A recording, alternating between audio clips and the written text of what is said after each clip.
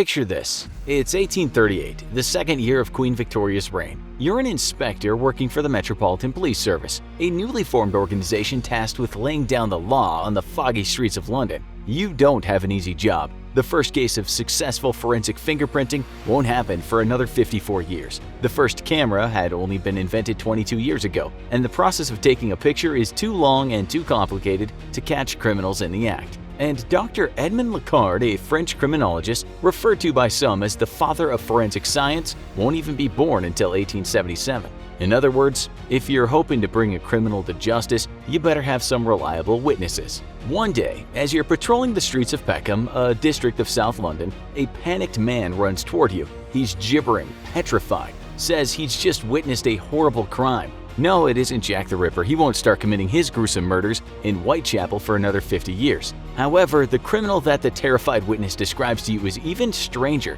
He's got fiery eyes, a monstrous face, and long metal claws. He can jump to inhuman heights and can even breathe fire. He sometimes wears a helmet, sometimes a cloak, and sometimes even a suit of black bulletproof armor. Some even said he could terrify women into dangerous fits without laying a finger on them. You could think, surely this witness is either crazy, lying, or drunk. No such man could possibly exist. But you don't think that. Instead, your blood runs cold. You gulp, give a solemn nod, and say, "I'll get right on it, sir."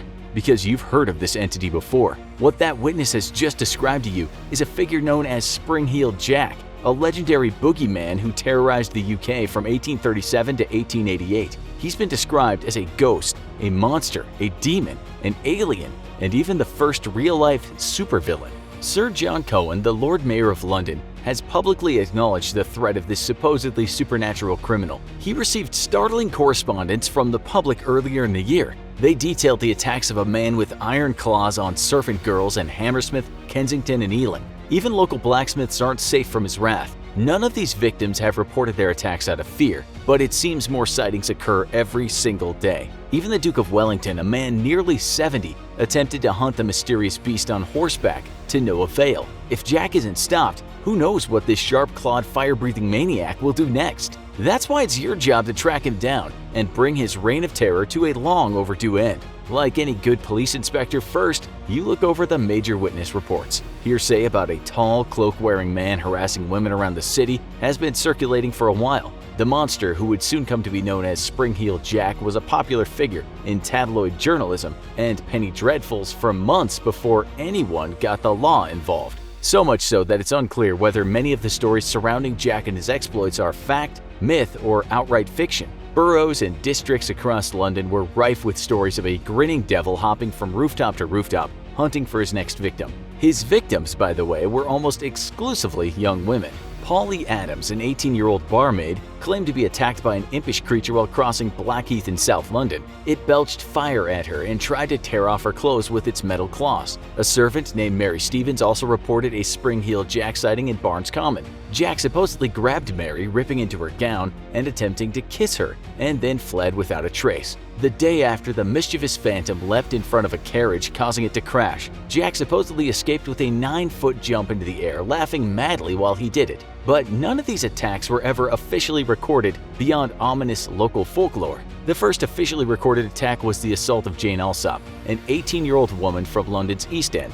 The incident occurred on February 20, 1838, around 9 p.m. Jane was at home with her father and 2 sisters when she heard a loud rapping on her front gate. When she investigated the noise, the man at the gate, who was shrouded in shadows at the time, claimed he was a police officer. When Jane asked what business he had at her home, the supposed police officer told her, "For God's sake, bring me a light, for we have caught Spring-Heeled Jack here in the lane." Alsop had heard all the frightening rumors and was excited to finally see this local legend up close. She grabbed a lit candle from inside her home and ran outside to assist the officer. However, as she handed him the candle, she didn't realize just how close to her that mythic jumping outlaw was. After accepting Alsop's candle, the police officer tore off his cloak. Alsop recalled the man's hideous face, his strange helmet, and his tight-fitting white oilskin suit. She was staring into the burning eyes of Spring-Heeled Jack himself. According to Alsop's testimony, before she could even scream, Jack spewed a jet of white and blue flame. Alsop shrieked in terror, at which point Jack set upon her with his iron claws. He clawed at her face, her neck, tore out chunks of her hair,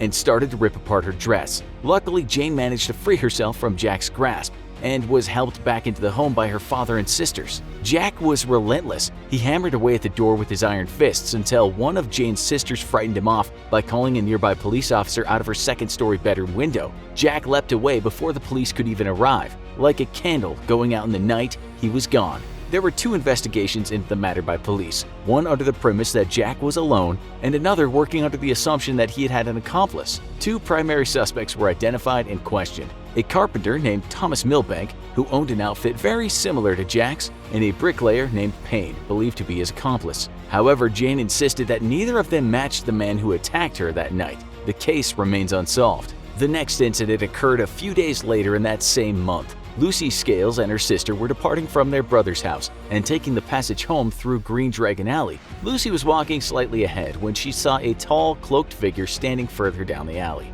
As Lucy approached the figure, he suddenly turned and breathed another jet of blue fire into her face. The sudden attack temporarily blinded Lucy and induced a fit that led her to fall unconscious while her attacker fled and disappeared. Lucy's brother heard her screams from his home and ran to his sister. When Lucy later reported the incident, she described her assailant as having a tall, thin, and gentlemanly appearance. Several suspects were taken in, but there was never enough evidence to convict. Once again, Jack remained uncaught. Spring-heeled Jack's exploits became infamous, inspiring numerous hoaxes and copycat attacks by criminals eager to imitate the iconic villain. The landlady of the White Lion pub had a shocking experience on the 28th of February when a man approached her claiming to be Jack himself. The man, apparently deranged, then produced a club from his coat and started attacking nearby women. Blacksmith James Priest was arrested in Islington after attacking several women in the style of Spring-heeled Jack and sentenced to 3 months of hard labor for his crimes. A man in Kilburn was fined after donning a sheet and a mask in the style of Jack and committing a series of mischievous pranks. These are just a handful of the hundreds of acts carried out by Jack's imitators, but the original Jack, or Jacks, remained at large.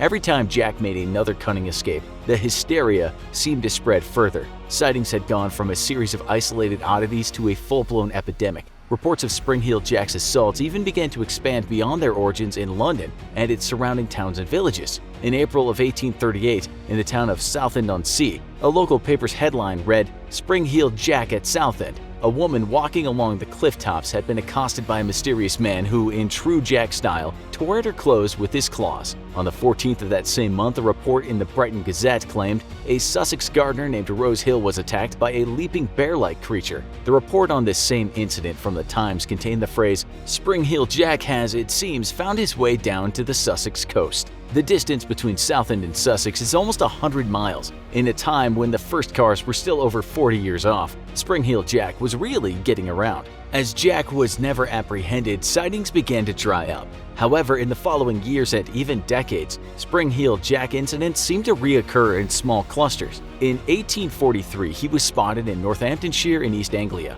In 1845, he was sighted harassing sex workers with his claws and trademark blue flames in London. In 1847, a series of attacks in Devon were attributed to Jack. Almost 30 years later, in 1872, Spring-heeled Jack reared his famous ugly head again in Peckham. Meanwhile, residents of Sheffield were contending with the Park Ghost, which also got rolled in with Jack's now extensive mythology. Two of the most insane and downright comical reports of Spring-heeled Jack escapades both occurred in 1877. A military outpost in Aldershot, Surrey, supposedly failed to fend off assaults from Jack over the course of several months. Jack would apparently bound up to sentry towers with his freakish jumping skills and slap soldiers in the face before fleeing into the night. The problem progressed to a point where soldiers guarding the North Camp were ordered to shoot him on sight, but their bullets were reported to have no effect. This is consistent with the other report from that year, where Jack, once again in the form of a bear, took out his rage on the city of Lincoln. Citizens shot him as he bounded over Newport Arch,